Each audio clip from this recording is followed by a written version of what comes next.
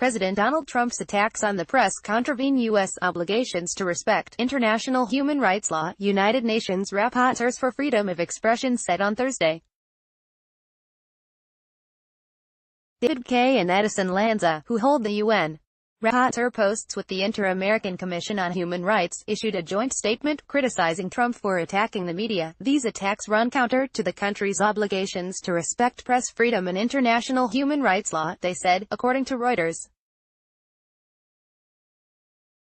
We are especially concerned that these attacks increase the risk of journalists being targeted with violence. The Trump administration attempts to discredit disfavorable media coverage nearly daily.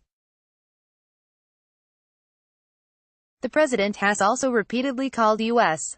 media the enemy of the people, a description that has drawn significant backlash from journalists and activists. On Sunday, Trump posted to Twitter criticizing journalists once again, calling them very unpatriotic. Major media outlets, such as The New York Times, The Washington Post, CNN and NBC News have received significant criticism from the White House. Trump regularly refers to CNN as fake news CNN, and to The New York Times as the failing New York Times. The issue came to a head after a shooting attack on the office of the Capital Gazette newspaper in Annapolis, Maryland, earlier this year that left 5 staff members dead. In the aftermath, Trump was broadly criticized for his anti-media comments.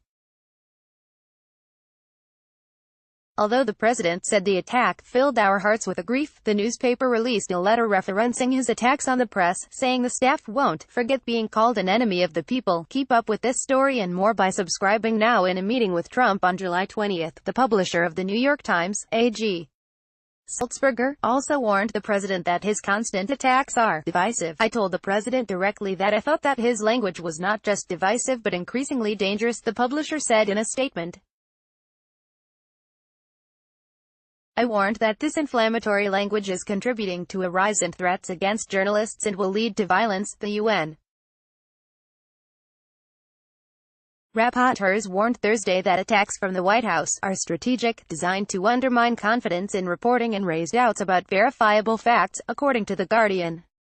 Ivanka Trump moderates an Axios 360 Newspapers event while Axios executive editor Mike Allen listens, in Washington, D.C., on August 2. Alex Wong, Getty Images. Even the president's daughter and close advisor Ivanka Trump disagrees with her father's classification of the media and journalists. During an Axios interview on Thursday, Ivanka Trump said although she believes she's been portrayed inaccurately by the media in the past, she does not feel that the media is the enemy of the people.